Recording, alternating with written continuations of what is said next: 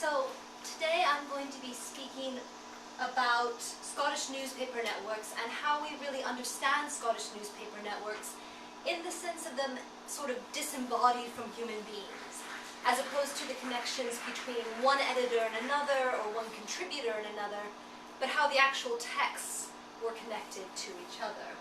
And I've got links there to various things I'll talk about today, and it'll show up at the end as well.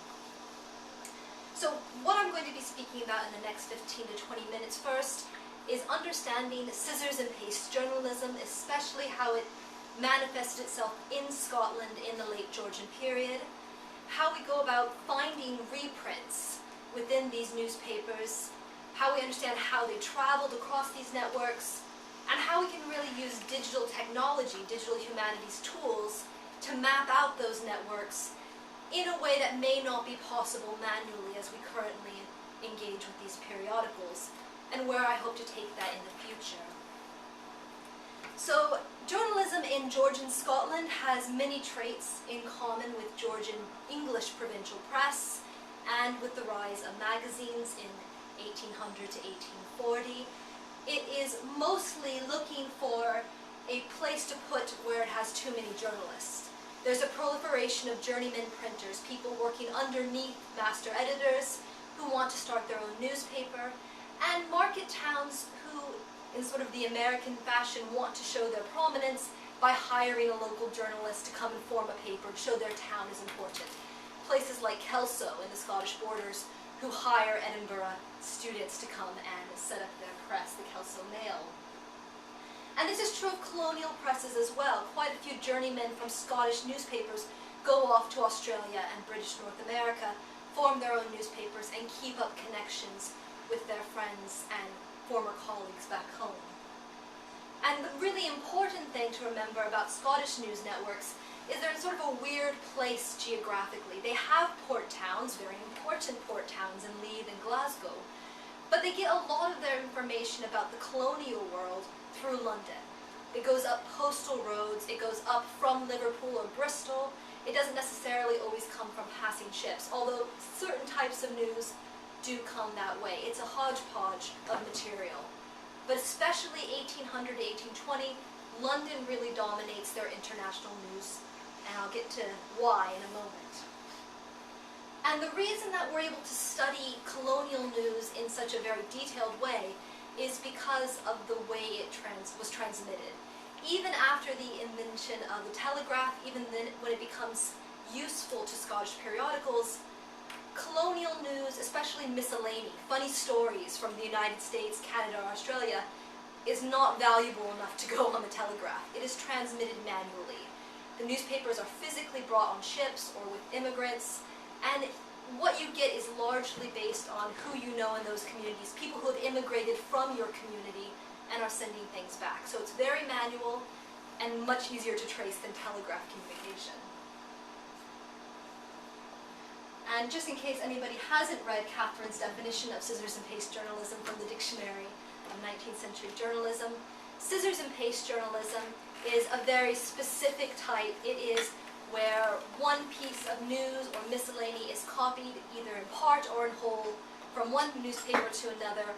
And the important thing is with no attribution, sometimes with attribution, sometimes with incorrect attribution, and it doesn't really matter what. There's not a huge amount of copyright law regarding newspaper content, especially foreign news content. Things from the United States or things published in the US from Britain are specifically excluded from many of these copyright laws, or even the moral rights of the author.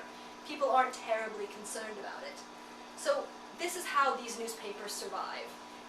If you have a bi-weekly or tri-weekly newspaper in Glasgow or Edinburgh, Aberdeen, Kelso, you still have to fill up a lot of pages, and you might not necessarily have that much local news. The largest cow to be seen in this town doesn't come up that often. I'm not saying that about Scotland. Most of the provincial press have weird stories about cows for some reason. You have to get the news content from somewhere. So they would pride themselves on their ability to read the London press, read the colonial press, the New York press especially, curate the most interesting bits, and provide those to local readers. So scissors and paste journalism was morally acceptable and even prided upon in these Scottish periodicals.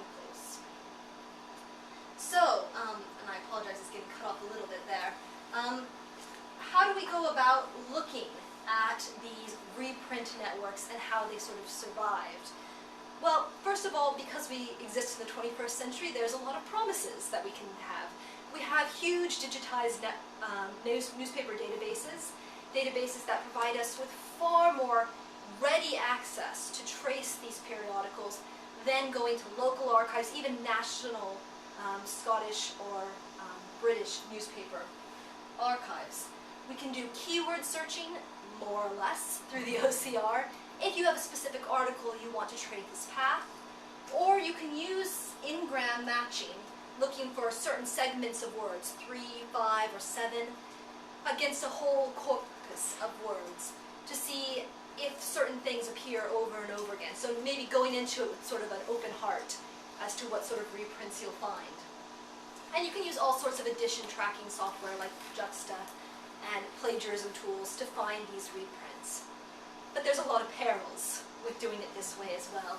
First of all, they're discrete digital corpora.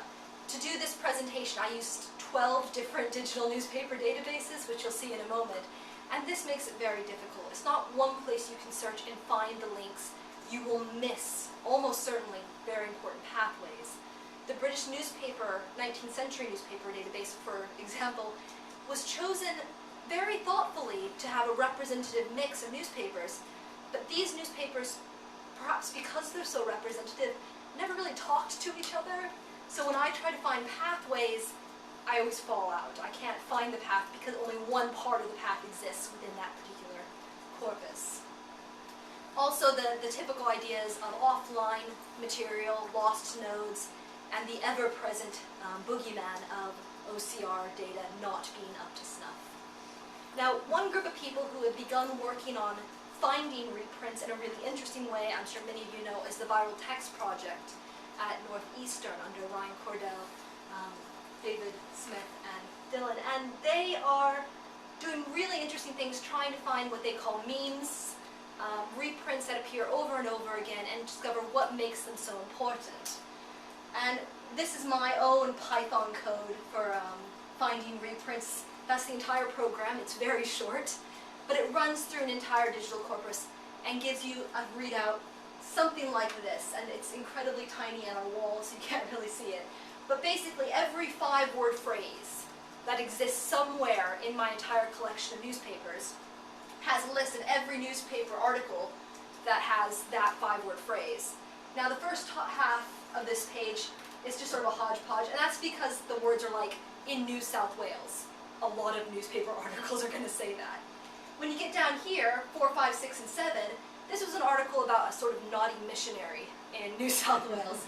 And these 4 articles are all the same newspaper reprinted in different places. So when you get a lot of words all matching the same 4, that's a meme. You know that's something that's being reprinted. So once you have these different memes, you can do all sorts of interesting visualizations. Again, viral texts are mapping out which newspapers reprint the most often. This is a beautiful visualization. And it gives you a really clear idea of which newspapers like to reprint or had an eye for the most popular stories. Depends on how you want to look at it. They could also map them out sort of geographically, and this still image doesn't do it justice. I suggest you go to the YouTube video, but it shows the news story as it travels west across the US, across different years. And that's another way of doing it.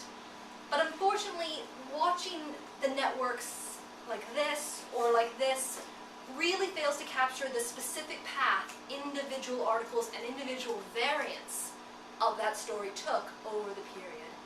And that's really what I'm interested in. I'm interested in the genealogy of specific versions, where they came from, and what they were compiled of.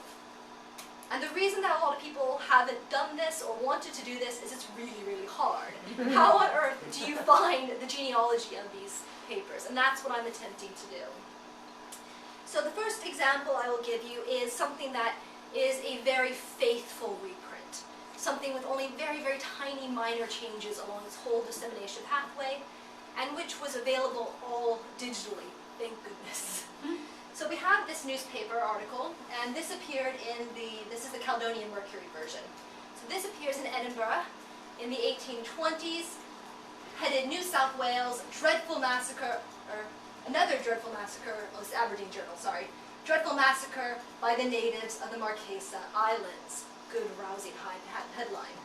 And it gives an account of Captain Fowler becoming shipwrecked, being captured by natives, and at the last minute being saved by the native king not to be eaten by their villagers.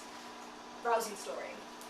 Now, the very first version of the story appeared in the Sydney Gazette in November 1815.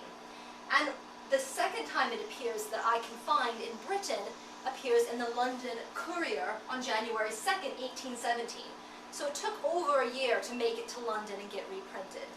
And the London Courier doesn't make a whole lot of changes. It includes another dreadful massacre of the natives. The Sydney Gazette didn't have any headline at all. This is actually the middle of a much longer article. It also changes some of the wording. The Sydney Gazette uses all sorts of words. It uses natives, it uses islanders, it uses the actual names of the tribes on the island. London Courier made it nice and simple, everything's natives. Very simple that way. Maybe easier for London readers to digest. But otherwise, it's a pretty faithful reprint. By the time you get to the Caledonian Mercury in Edinburgh, a mere 4 days later, it's kept pretty much identical. Same headline, same misspelling of the word, it changes the word Marquesas. This has 2 S's, this has just 1.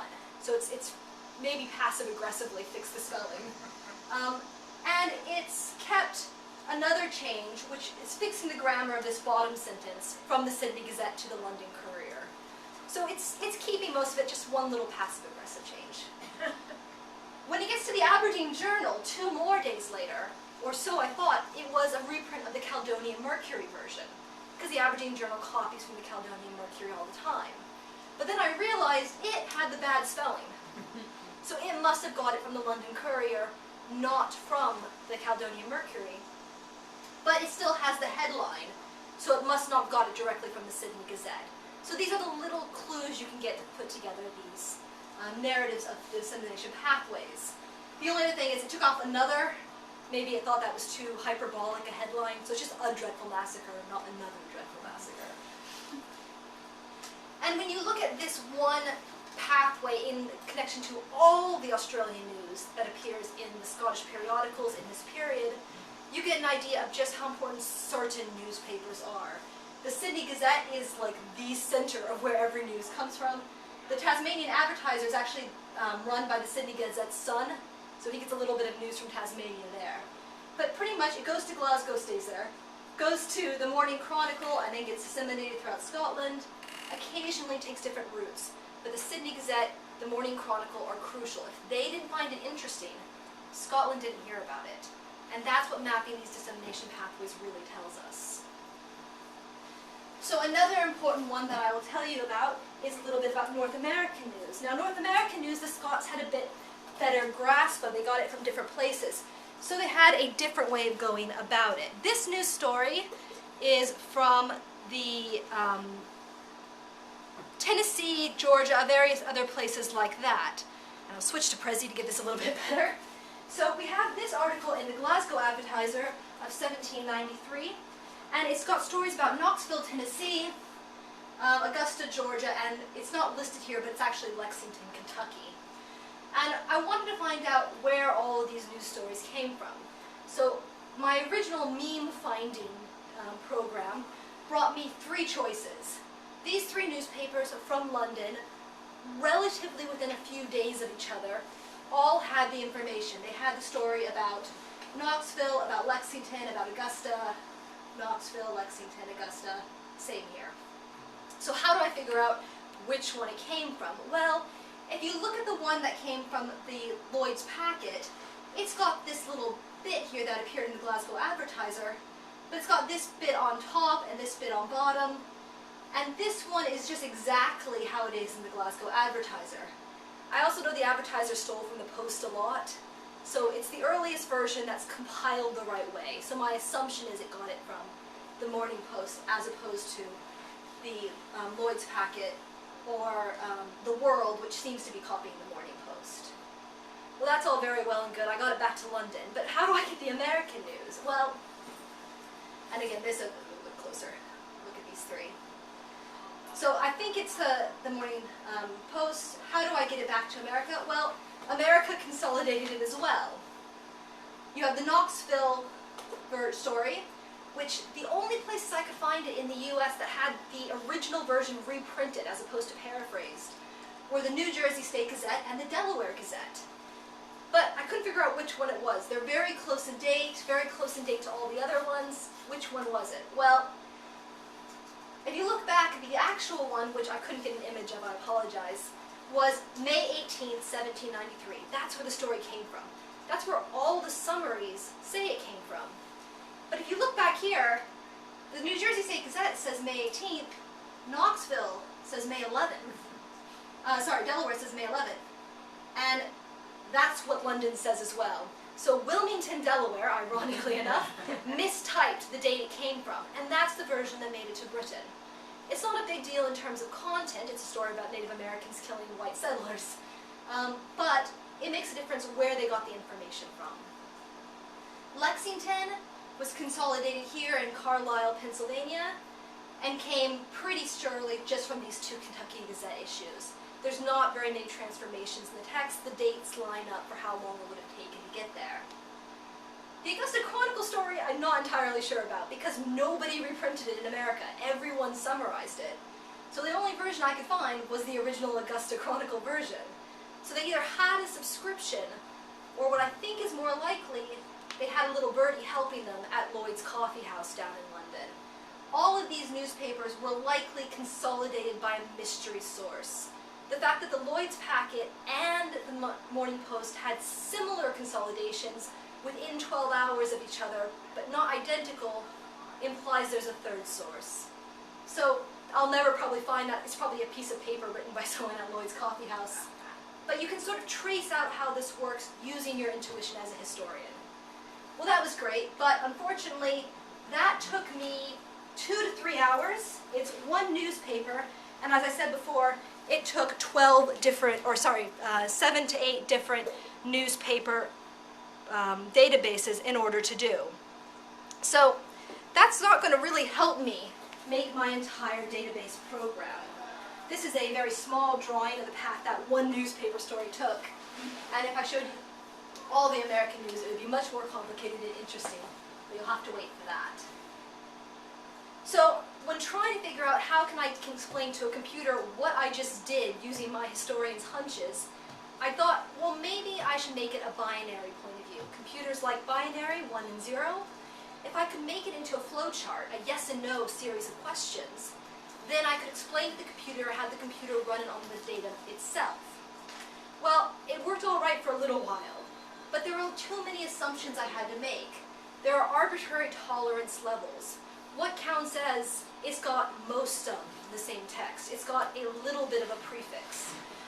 I can do that as a historian within sort of human tolerance levels because I can kind of put my head into the mind of the editor. But the computer can't do that unless I tell it. And when I actually have to write it down, I get sort of scared about what that arbitrary level should be. How do I bypass missing nodes? I can say, oh, I'm missing a node here. That's going to freak the computer out. And it has to be flexible enough to deal with consolidations. If it does every single one of those articles as a separate article, it's not going to see the pattern of London consolidating it first. So how do I do that? And I thought, well, maybe I'm just being a bad historian. Maybe I'm doing too many assumptions, and if I stop making so many assumptions, I would do a better job, and I could explain it to the computer. But I'm not entirely sure that's true. So the answer really comes from biological sciences, and the idea of a phylogenetic chart, relatedness. I don't have all the data to trace every single newspaper reprint. Evolutionary biologists do not have every piece of DNA going back in time to the dawn of life, but they're able to create relatedness profiles. This is more closely related to this than to other nearby animals, and they can kind of create branches in this way.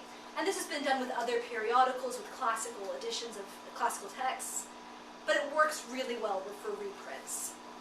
So what you do instead is you explain to the computer, after you've done some lovely OCR cleanup, as viral texts have done, you explain to it how much of the text is the same. You ask it, how far apart is it chronologically, geographically? Could it have got from London to Edinburgh in 12 hours? No, probably not in 1810. Does it have a well-worn path modifier? It always gets its stuff from the post. Maybe you should get a little extra boost in that direction if you're not sure. Is it a prefix or a suffix that's adding onto the text? Once you have all of these percentages, you can give them different weights, and you get a various level of confidence. I'm 95% sure that this one is most closely related to this version.